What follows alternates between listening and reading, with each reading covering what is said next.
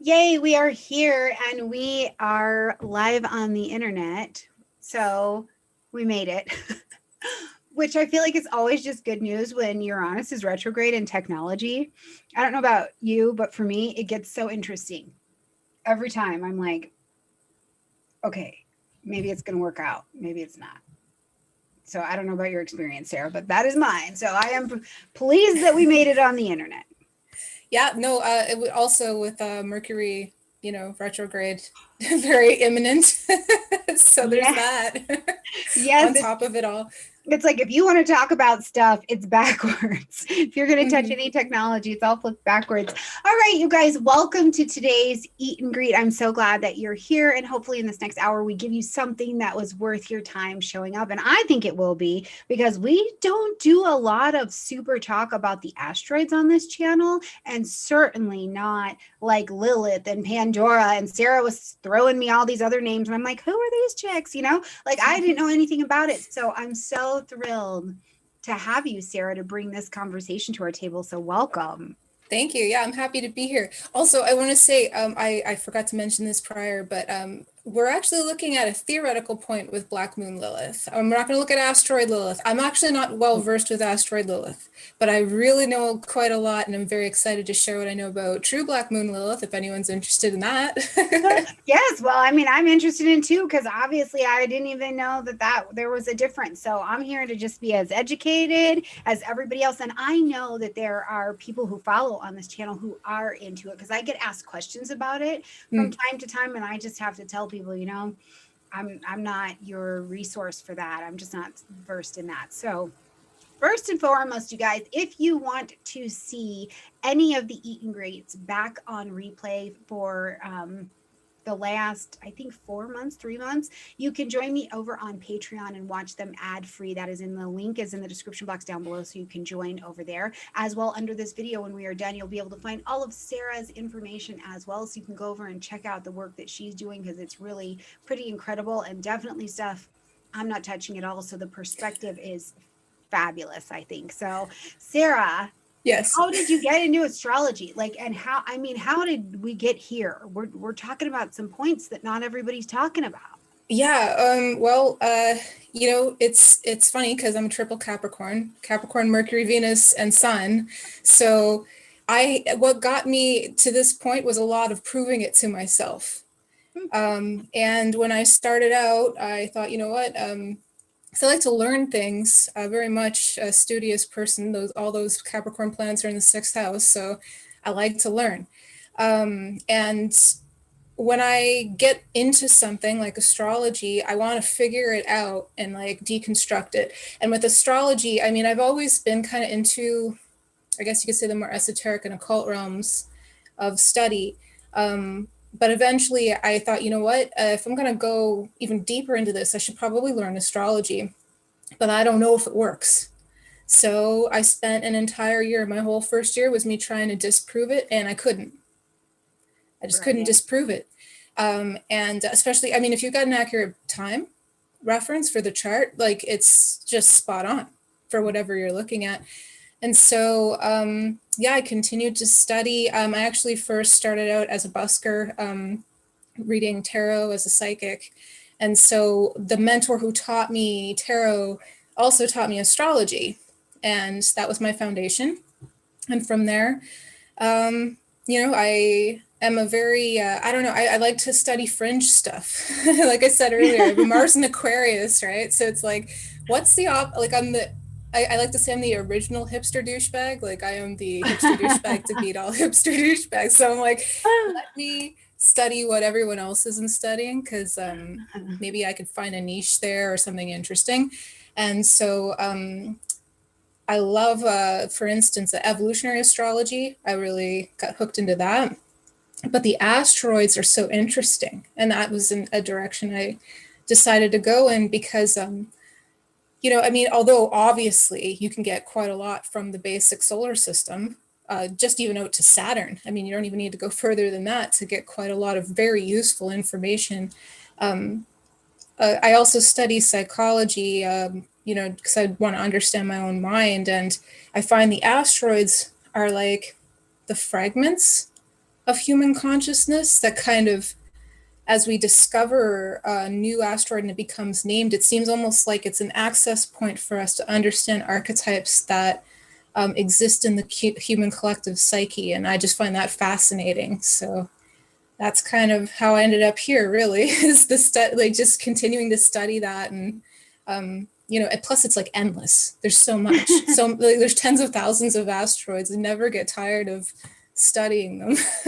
Sure. And so when you are, you know, teaching or in a consultation or something like that, how does this work just in application? Like, how do you bring them in? Yeah. Okay. So usually it depends on what the person is coming to me for. And so I usually, you know, get that information before we consult.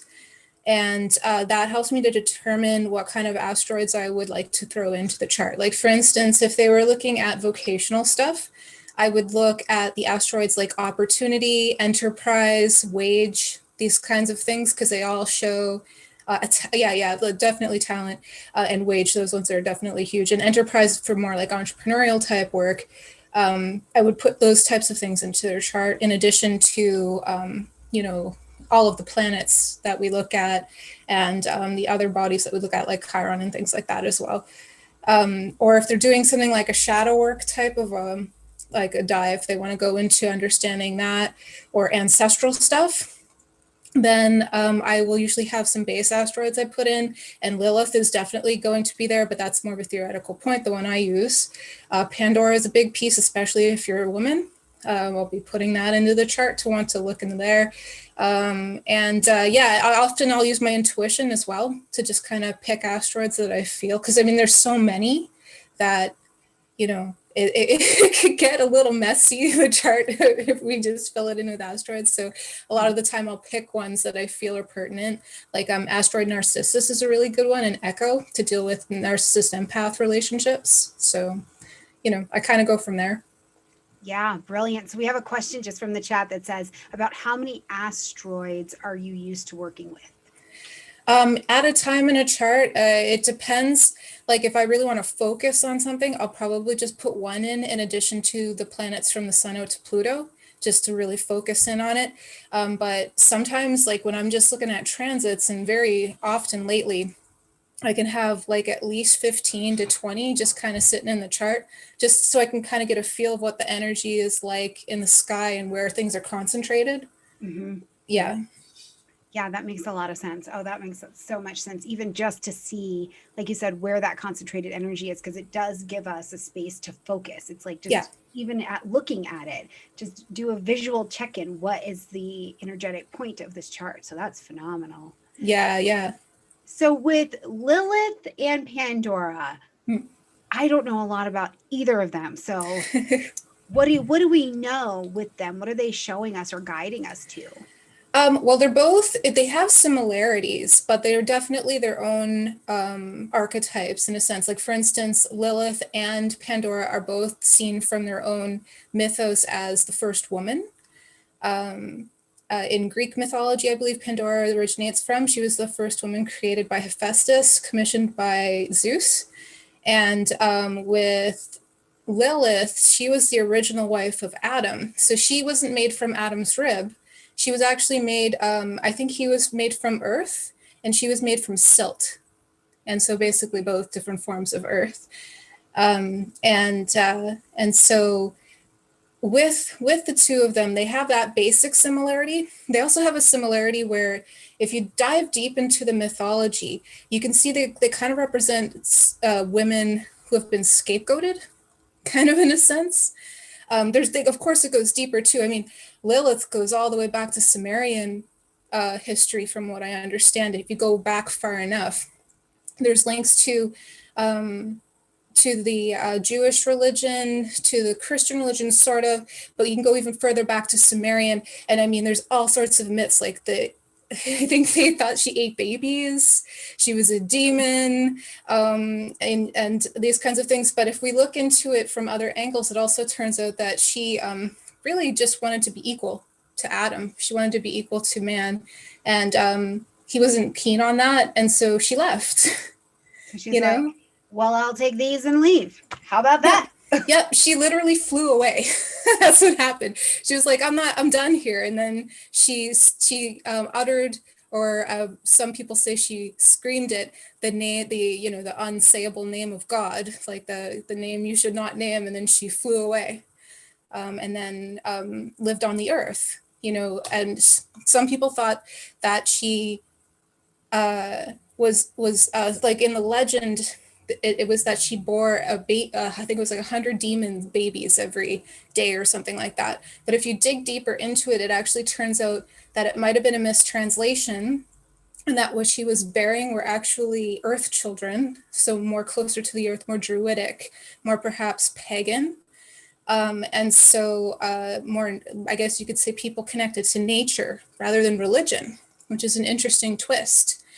And then, there was this point where she was asked to come back to the garden, and she said no. And when she refused, Yahweh sent angels to kill her children, and she went mad. So it's kind of similar to Medusa, actually, in a sense, which is another asteroid I like to look at for deconstructing like female shadow. But there is a side of it where it shows the untamed feminine, the feminine that is outside of society. It's more our natural self, and where sometimes men can project that onto women if they're not owning their feminine. But it also can show where we can get really twisted too from injustices that we experience when we're just trying to be who we are. So it's an interesting one because it can be mastered, but it takes a lot of self-understanding and also self-acceptance, and also acceptance of the reality we're in, where we have a society we need to live in. So we can't like we need to learn how to adjust, I guess, is the best way I would put it. Yeah. And Yeah. so then in Pandora's situation, because that was so much. Yeah. Lilith had so much assigned to her, and she's like, look, I just want to be equal and not have you eat my kids. Like what? How? Right? Yeah. Like, can we just do that? That seemed easier Yeah. than me having to get this terrible name because I don't want to do it your way. But then Pandora, so what is her story? Yeah, so Pandora is an interesting one. I guess Prometheus, he brought fire to people, and the gods weren't super happy about that. And so, that whole thing, the whole being having his liver eaten out every day, kind of a deal. But I guess apparently Zeus, from the story, Zeus decided to create a human woman, and give it as a gift to Prometheus's brother Epimetheus. Mm-hmm. And Prometheus was like, hey, Epimetheus, whatever you do, don't take gifts from Zeus. You definitely don't want to do that. You can't be trusted. But Pandora was so beautiful. She was given gifts from all of the major gods, like now I always get the Roman and the Greek mixed up, but I'm pretty sure it was Hermes who gave her intelligence. Hera gave her insatiable curiosity. Aphrodite taught her, gave her beauty and charm and these kinds of things. And I believe Athena also gave her some wit type of, and smarts and brains. And so Pandora stands for all gifted. So she was actually quite a wonderful first woman to be brought into the world. She was everything that a woman could be, but she was also insatiably curious, of course. And the wedding gift that was given by Zeus was this vessel. I guess it technically translates to a jar rather than a box, but he gave her this, or he gave it to Epimetheus. It's not clear in the lore because there's a few discrepancies there. But anyway, that's the famed box that she eventually opens. It's actually argued, some people think Epimetheus opened it, but either way, she's the one who became famous for opening the box. And so inside of that box were all of the woes of man, pestilence, wrath, jealousy, like all of the horrible things that we experience in life were contained in this box. And so it's an interesting archetype because it shows incredible brilliance, beauty, curiosity, talent, all of these things. And it also shows what happens when we unleash what already exists into the consciousness of others. So it's kind of like the person who lets the cat out of the bag or kind of like spills the tea. It sort of has that sort of a feel. And the reaction, the ensuing reaction. One other thing I wanted to add to, though, is that, of course, a lot of us remember too that hope was contained in the box as well as all of these woes. And, I'm not trying, it's Mercury and Scorpio, so I'm going to blame my darkness on that. Oh, I wish I could. But it turns out the translation of hope was a bit of a mistranslation as well. From what I understand, it actually translates to expectation. And back then, the word expectation had a connotation that it was an expectation for either good or bad. And so it's not so much hope, it's more expectation, which I have to say, the more I study Pandora, the more I wonder if that's the worst evil of them all. Is an expectation of an outcome. So it's an interesting one, but there's a lot of growth in it because with Pandora, and I have a few like examples charts if we have time to go through those later. But like with Pandora, it's information that was already there that people were ignoring or pretending didn't exist, and then it coming to light. And so when we see it in like a mundane transit, like a regular transit chart, we can see information that's coming out that the consciousness of humanity, depending on what angles it's making to other major planets, it can show key information that's kind of like triggering people but needed to come out. And then in a birth chart, it can sometimes just show somebody who's that type of person who needs to dig, that needs to get to the root of something, that just has curiosity, and it will vary based on their sign and of course how that's shown up, what house, what angles it's making, and that kind of stuff. Yeah. Oh my gosh. That's just so much. We've already got like people down in the chat are lighting up. They're like, oh, I got Lilith and Aries. And it's fascinating to see like what all of these look like. So I'm going to also just give you screen share permission so you can share your eyeballs out. But yeah, I would love to know more about how you actually work with it, or like what else do we dig out of it? Do you just go by sign and do you align it, I guess, like every other placement? Well, it's so when it comes to these asteroids, right? Like I said, unless they're showing up like right on your ascendant or right on your moon or some sort of key place, it's going to be more of a facet of your consciousness that may or may not play center stage. It really depends on things. But if you want to get to know these angles in yourself, if you feel like you're resonating with them, like maybe you feel like you really resonate with that Saturnian, and I'm not saying anti-Saturnian or anti-society, I'm saying like a Saturnian kind of doing your own thing, primal side of Lilith, like, and also the shadow side where she, she's kind of a dark character, but she was also very earthy and connected to the primal. You might identify with that. So ways to kind of look at that. And same with Pandora, if you were trying to figure out like how Pandora fits into your chart and maybe how you identify with this facet of your consciousness, start off with the basics, right? First, maybe look at the house placement because they do move. I don't know.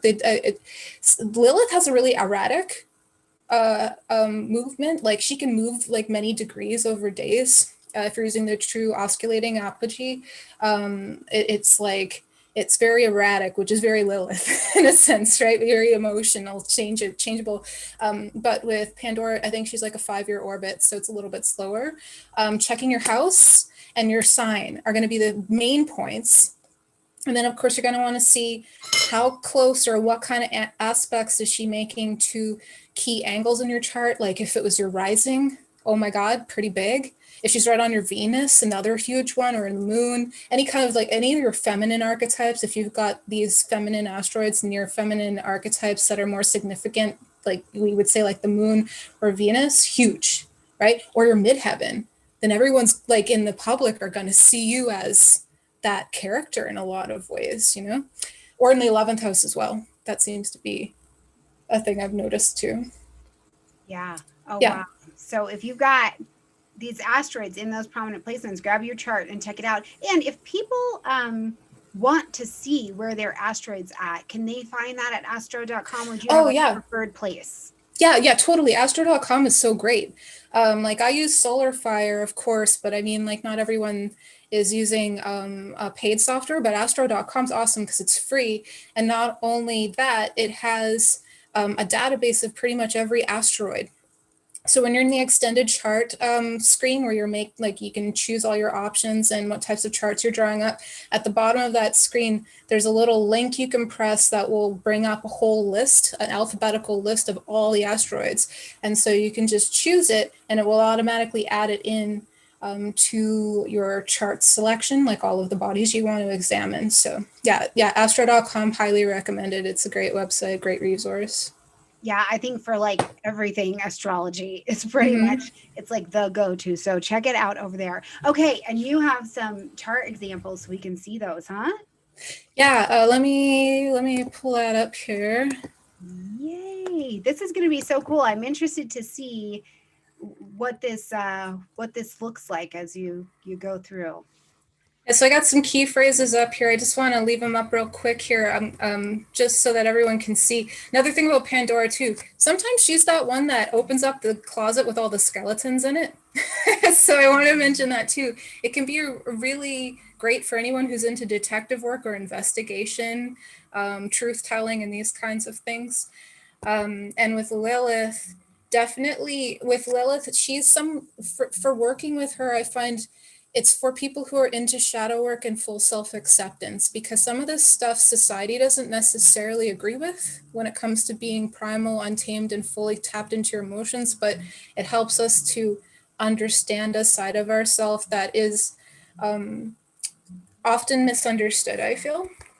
So I picked, as far as stuff to look at, I wanted to talk about this because there's some interesting stuff that popped up in Paris Hilton's chart and also in the transit charts for her trailer release and for the movie release that I wanted to point out. First off, with Paris Hilton and yeah, like with her, it's an interesting one because this right here, this little box glyph, if you can see that right next to Neptune, that is the glyph for Pandora. Okay. Yeah, so I find this interesting. The red lines are the ascendant and the descendant and the midheaven and the IC, just for everybody because it's not clearly stated. But her Pandora is right on her Neptune, which I found so interesting. It's even in a really close sesquiquadrate with her moon. So like in evolutionary astrology, they make use of this. It's a little bit more of an esoteric aspect, the sesquiquadrate. It's like 135-degree aspect, I believe. And with this, although in this case, this is the one that's past the full phase, the sesquiquadrate. I think that's 235 degrees, sorry. Anyways, having this kind of an angle with her moon is an interesting one because, and her moon being on the north node, it's so interesting to me because she's been kind of just like in her Leo-ness, and being seen and being out there, kind of people clutching their pearls and like, oh my goodness, like what is she doing? Especially when she first came out, she was so controversial. But with her Pandora, we'll notice that it's in Sagittarius. And then if we go even deeper into that and look at the ruler of her, if we want to kind of keep going, the ruler of her Sagittarius Pandora is Jupiter in Libra, drilling even deeper into her Venus in Uranus, or Venus in Aquarius, and then being ruled by Uranus and Scorpio. Like, to kind of encapsulate all of this, we can see that she's kind of here to, in a sense, we could say, be sort of a scapegoat for some people's shadow selves through her sexuality, through her freedom of expression, even through kind of just like the way that she is as a person, it being so close to her ascendant. And then with it being so close to Neptune, it's interesting because Marilyn Monroe also has a first house Neptune. And Kim Kardashian as well, if I'm not mistaken. And one thing I've noticed that's similar to all of these individuals is that they can seem almost otherworldly in a sense, like they're not real people. Like she kind of has a Barbie doll sort of a thing going on where it's almost like, is this a real person? And And so with Pandora, there's what comes out from her is it's kind of an interesting one, because from what I understand of her family life, and this is where we'd get a little bit deeper context into how Pandora iterates, her mom was not at all happy with how she behaved. Her mom didn't want her to get into modeling. She didn't want her to get into acting, because her mom was a model and an actress, and so she knew what the industry was like, and she didn't want her kids to be in that. So her Leo moon mom and her moon being on the north node of the sesquiquadrate is kind of like I said, Pandora has to open that box. She can't keep it closed, right? So part of that, Pandora being in the first house, is Paris herself is sort of this revelation that can be for, especially for her family with this sesquiquadrate. And then if we look at Eris in her fourth house, kind of a disturbance to the family a little bit. Mm-hmm. And so much so that she was even written out of her grandfather's will. So these are the kinds of fallouts that we can kind of see with especially a first house Pandora. Just being yourself can cause a lot of trouble.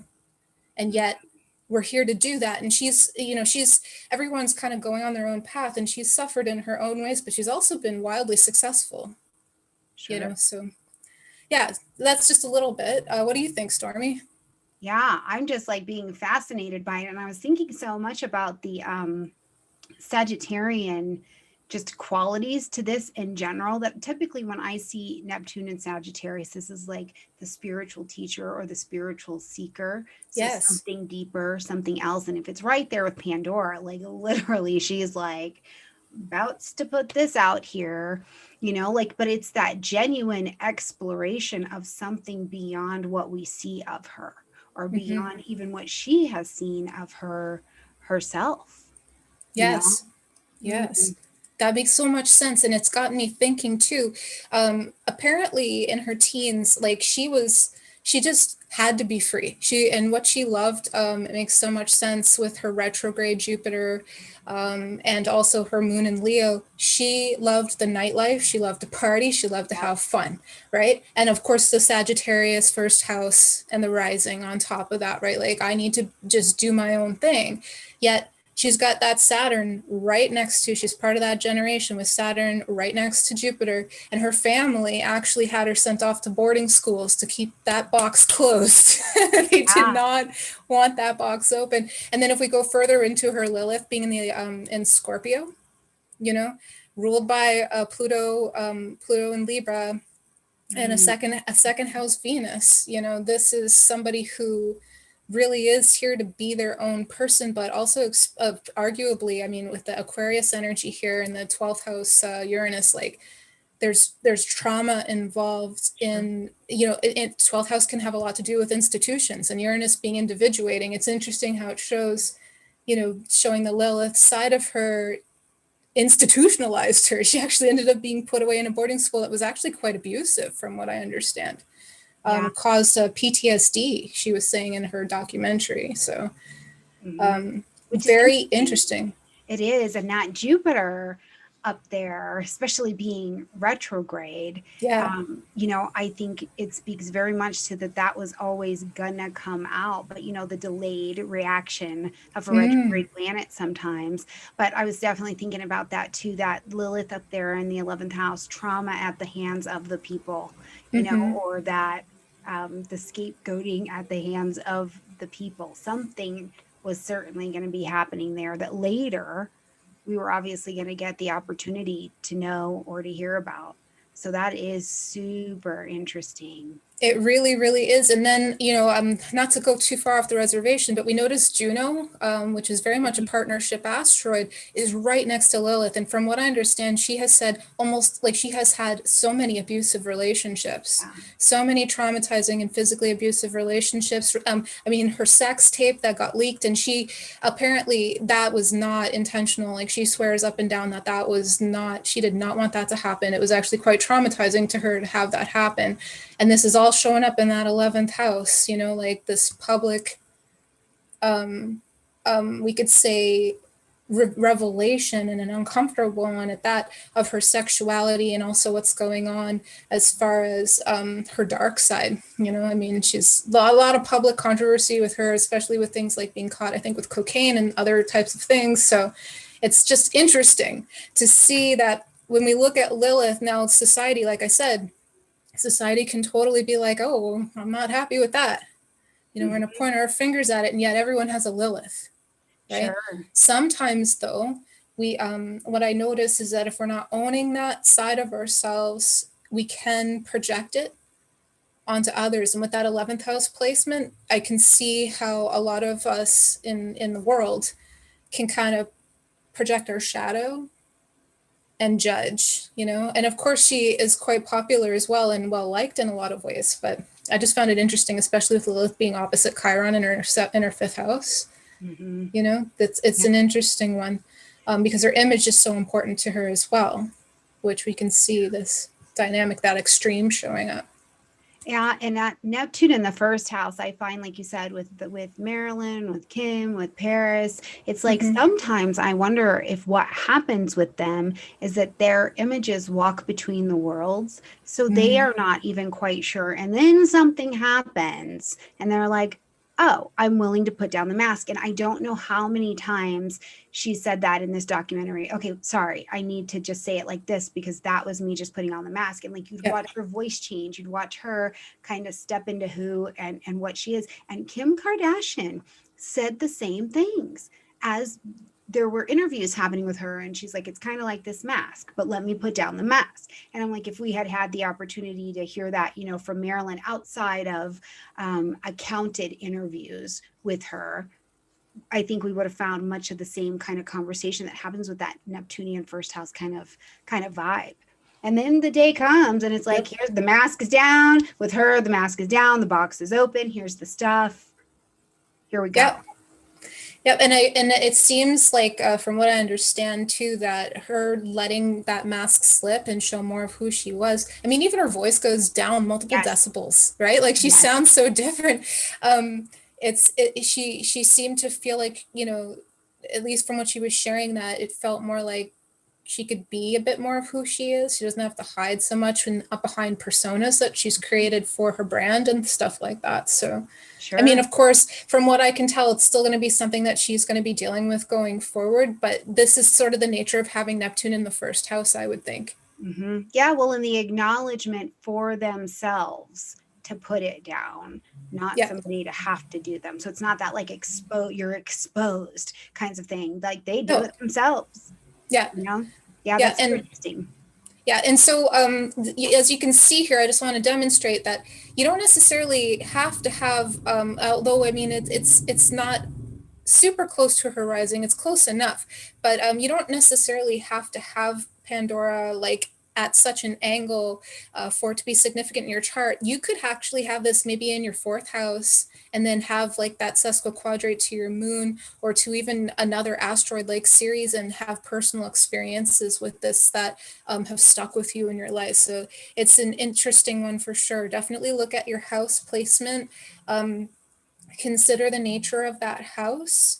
Like for instance, if you had Pandora in the second house, it could be that products that you've created could actually be like revolutionary in people's lives in such a way where it's getting them to look at stuff maybe that they wish they never looked at, but yet it had to happen. So this can actually be quite great to cultivating self-esteem and self-acceptance with the Pandora in the second house, but it would often be through a lot of kind of just accepting the nature of that energy, right? And what it is that you're here to kind of be inherently, I guess we could say, just as an example. Yeah. So I wanted to show you something else, Stormie, that I thought was really interesting. Is the official trailer release. I had the luck. There is a website, anyone who's interested in this, where you can actually get the time when a YouTube video is uploaded, which is actually really great if you want to drop a chart. And so I have it here. It's citizenevidence.amnestyusa.org. I don't know why it's this website, but they have a little calculator where you can just put in a URL for YouTube and it will tell you the time that the video was uploaded. so great, because actually what this revealed to me is that during the official trailer release, the moon was exactly where Paris's moon is in her natal chart, like give or take a couple minutes. And the same for the movie release as well, within a degree. So interesting one. And then her Pandora during the trailer release is in Leo, which I thought was interesting. We can't really trust the house placements in this because I don't know the location exactly, of where it was released, but find it interesting that we've got these inconjuncts that would turn into a finger of God. Is just how I had the angle set up here. But there's a yod between Jupiter, Pluto, Neptune, and then the pointing of the finger being right at Pandora. Wow. Isn't that interesting? So this kind of taboo topic where especially stuff to do with what happened with her parents, and how her parents had reacted to who she was and the impact it had on her, and also the institutions that she was sent away to, and then bringing that all to light out into the open with this Leonine solar energy where it's like, this is who I am. And it's her title of the movie's even This Is Paris, which is kind of wow, an interesting little connection, right? It's super interesting. It's so neat when we find these other ways to engage the chart, I think. Yeah, I mean, that's the best thing I think about astrology, is that there's no one way to approach this to get information. There's so many different schools of astrology or angles that we can be focusing through to get information. And it's just all there if we know what lenses to use, I guess we could say. Yeah. And so, the video release, Pandora, of course, was still in Leo because it moves a bit slow. But I found it so interesting that the moon and her Venus and the Venus in the sky were conjunct right where her moon and her north node is, give or take a few degrees of the north node. But her moon's like 8 degrees, 50 minutes, something like that. So very, very close. Interesting to me because it being in Leo, I feel like this affects, like this can show how Pandora can be good for self-esteem too, right? Okay. Where we're doing something to, with Leo can be very inspiring to others, but it can also be encouraging to others. And from what I understand, at least one angle of the documentary and why she did it was because she wanted to bring to light the suffering of not just herself, but other people who have gone through these kinds of things as well, where they're being sent off to a school and or being really in a way suppressed and abused, the individuality of them. Yeah, well, so, look at that Lilith. Lilith is on board in oh my gosh, yes. Yeah, right next to Eris on top of that. So Discord, right? Discord, and Mars is in the mix. It's like that is a situation about to brew. Wow. Okay, do you have more charts? I'm like into it now. Now that I know what they mean, I can kind of formulate around them a little bit. Yeah, so other charts that I have, I was just trying to look at stuff that's been happening lately so we can look at events in addition to people. I don't know why, but I picked Kanye West, and I'm sorry for everybody who might think that was a bad choice. I threw him in here too. I just wanted to show a man as an example, somebody who's also been kind of showing a lot of Lilith Pandora type of an energy through a masculine archetype. So I also have the social dilemma, I'm going to go to Kanye first, and maybe we'll come back to that. Because why not? Yeah, so his is an interesting one. His, from what I understand, there is no time, so we can't necessarily rely on the proximity of the moon to his Pandora and his Lilith. But what I found really interesting about this chart is that his Lilith, like I was saying, sometimes if we're not fully accepting our Lilith energy, especially in men, we may project it onto other women. And I find it so interesting, actually, in this one here, we can see it. There's an inconjunct straight to his north node, and Kim Kardashian's Pluto is right on that north node. In addition to that, now it's not her true Black Moon Lilith, it's the mean motion Black Moon Lilith is also right on his north node. So what does this mean? What could this possibly mean? with, like I said, with Lilith, because it is sort of this untamed feminine energy in us, sometimes men aren't always fully tapped into their feminine. And like I said, sometimes they can either scapegoat other women and say they're the problem. And then now, I don't know the details of their personal life, but I do know he's been quite vocal on Twitter about certain things. And he has kind of come out and said that Kim and like their relationship is not very healthy and that she's kind of evil. Not necessarily, like, I don't know. I don't know if it's true. I'm not saying it might not be true or it might be true, but I find it an interesting projection because especially with Lilith being in Taurus in his chart, because and then the Libra dynamic with the North Node and her Lilith and her Pluto, because them both being ruled by Venus, Taurus energy though has a lot more to do with self-acceptance, self-esteem, being grounded in the body, and really being kind of self-aware in a physical way. And yet, Libra's a little different. It's a little bit different because it's more of those types of things, but outward. The awareness of others and caring about what other people think. And of course, now it's not always like this. There's balance in Libra energy and there's two sides to everything. But sometimes we can see that where we might project outward expectations that are meant to be more for ourselves onto others with the Libra energy.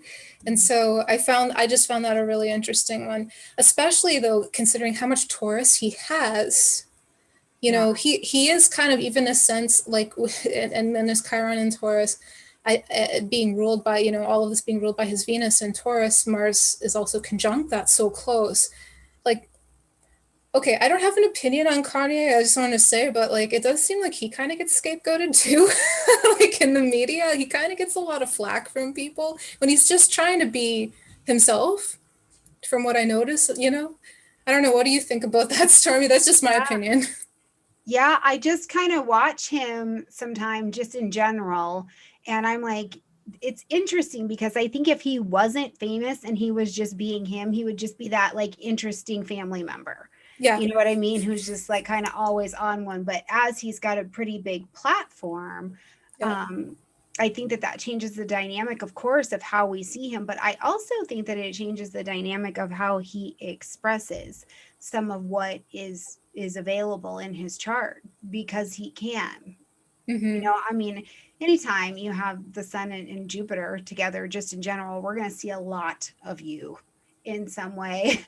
And his happens to just be straight out of his mouth, very, very Gemini. So, which is interesting because just looking at, that sun moon blend just in general, and that moon over there in Pisces wanting to kind of make everything meld but be move between the worlds. So this idea of I am God, doesn't really surprise me. But if he didn't have a platform, I think we'd be like, oh, that's just interesting, Uncle Kanye, but he said it publicly, and he Pandoraed this idea that we're all God, and whole nuggets. Yeah, it was a little controversial. I also have to say, I have a cousin who reminds me of Kanye now that you mention it. Like, he's actually the reason why anyone wants to come to Christmas dinner. I'm telling you right now. Yeah, right. You're like, whatever, the potatoes are fine, but Bob will be there, so we gotta do this. Exactly. So like, this is his chart with Pandora showing some of the aspects that Pandora is making directly to others.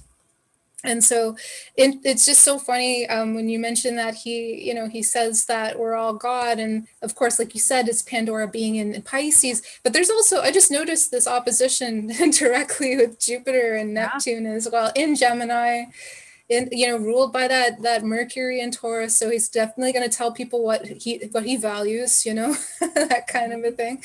But it's an interesting one because he also has the trine going on with a retrograde Uranus and Scorpio. And a retrograde Uranus is very much, at least from an evolutionary astrology perspective, is about, really internalizing that individuation process. Really, like it's kind of like you can't escape that, you really kind of have to be who you are. And with the trine there, we can see we could say a beneficial kind of an energy going on between Pandora and Uranus in such a way where, yes, he's caused controversy. you know. Pandora's kind of hard, it's kind of hard not to. With Uranus, especially in Scorpio, it's kind of hard not to. But yet, it's been creative. It's created a lot of art. It's opened people's minds, and sure, like I said, it has caused controversy. But I think it's also, in a way, helped some people potentially. You know.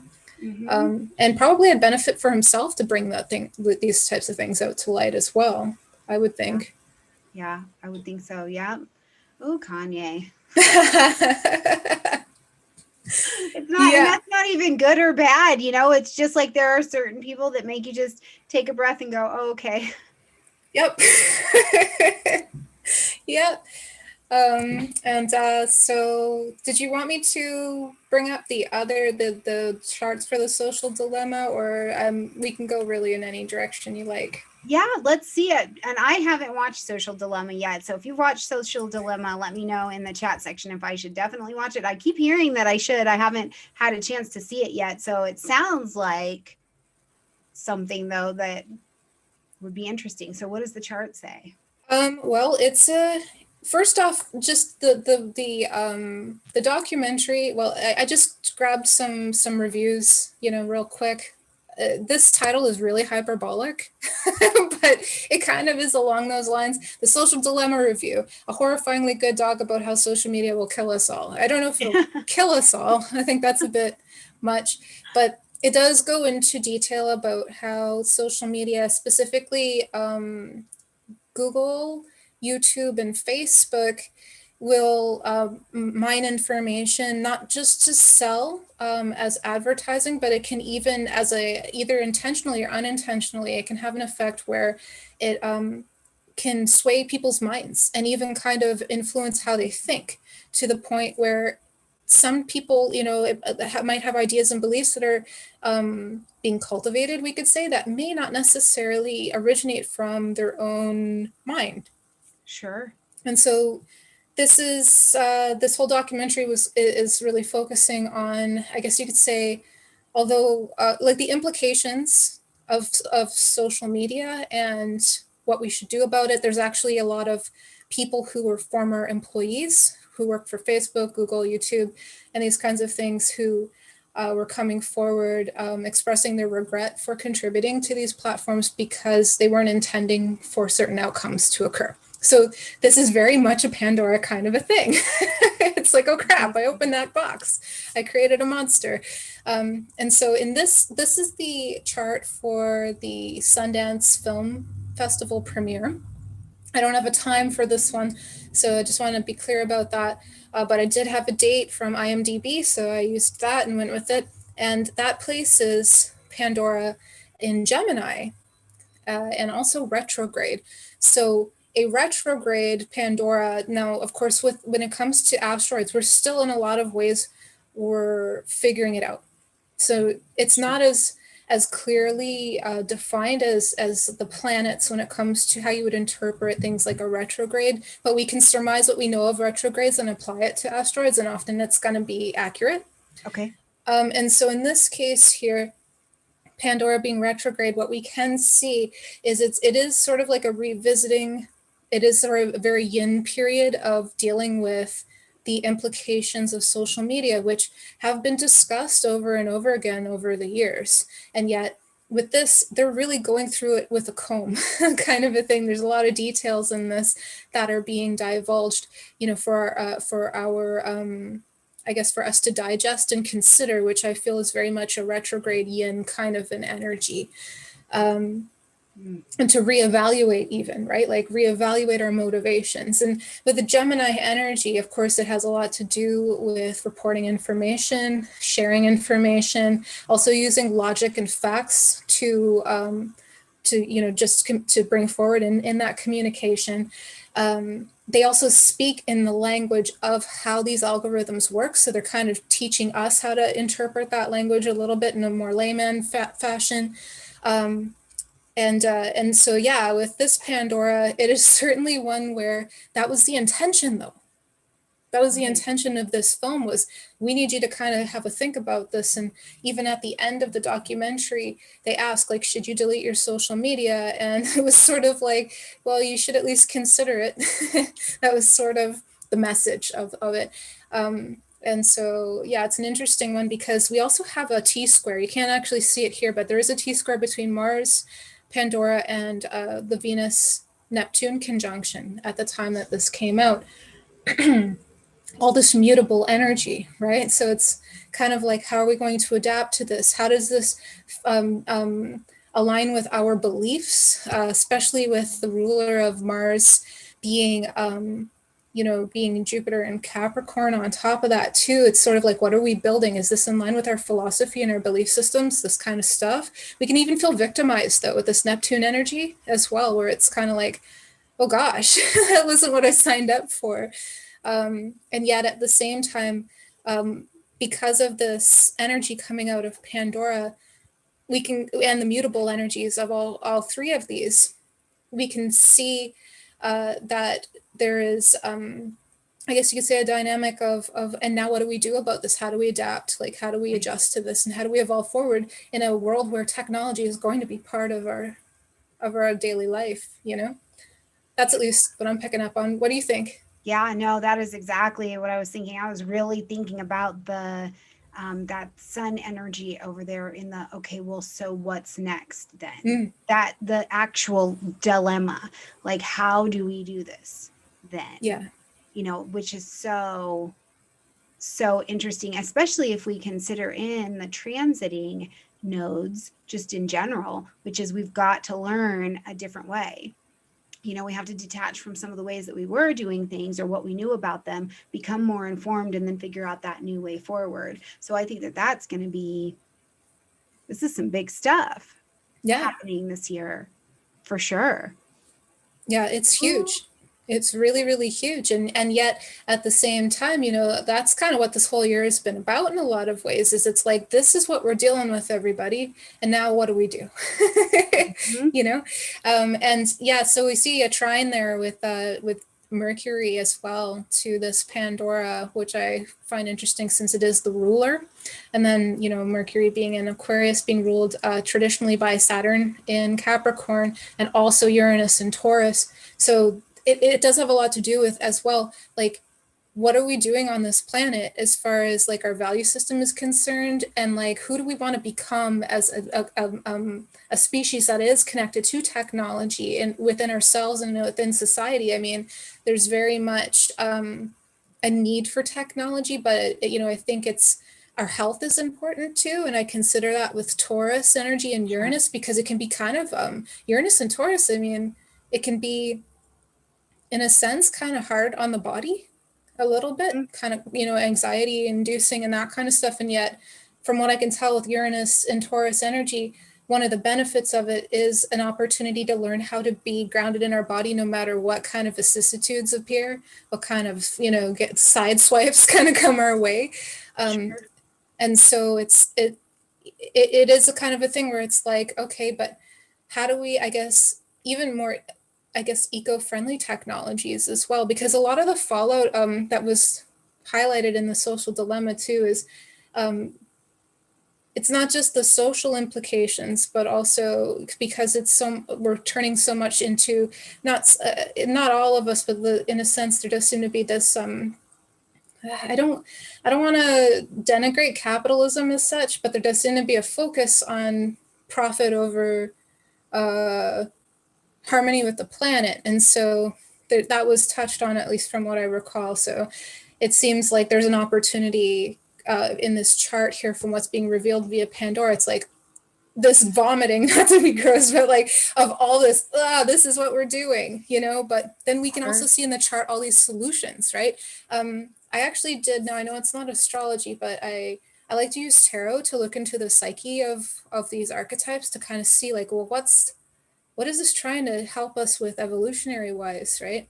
And from what I understand with Pandora, it's about accepting sometimes the bad stuff in life so that we can literally look at it, not try to have any false expectations or try to run away from it, but just have that information so that we can move forward in reality as fully as possible, right? Not hiding from anything. And so, you know, and not scapegoating it, not denying it, but just accepting reality and then using that information to help us move forward in a way that's the most beneficial. Mm-hmm. Mm-hmm. So I kind of like that angle on things when I consider this documentary and the chart that shows up for it as well. Sure. Well, in thinking about, going ahead into 2021 and having the Saturn and Uranus squares that are definitely going to be shaking some things up, and looking back through the history and thinking about things like cybersecurity and how do we make those things safe, and, all of these things that have to be shaken up so that we can bring them into this new context as well. It's like you have to know what the problem is if you're going to be able to apply a solution. But I'm wondering too, and this is just probably because I haven't watched it yet, but I wonder, in it, do they address any of the positives? And so you guys can answer that down there, and I'll probably find out after I watch it this weekend. But in it, we have to address the dark parts of it. Yeah. What's on the other side of that? Like, do we also learn a great benefit from this documentary as well? Because that's as much a part of the solution as looking at what the problem is, right? Because if it just all came down to documentaries, commentaries, whatever about the problem, we wouldn't have anything out here. There'd be no cars, there'd be no flight, there would be no nothing. So it's like, as we're here, how do we mitigate risk? And I'm just wondering how that fits into this Pandora conversation, where it's like, blah, here's where it sucks and is trying to eat your life. Also, though, if we can get that under control and you can know what you're dealing with, then here, it's like people who own alligators. Like, that will eat you if you don't know what you're doing.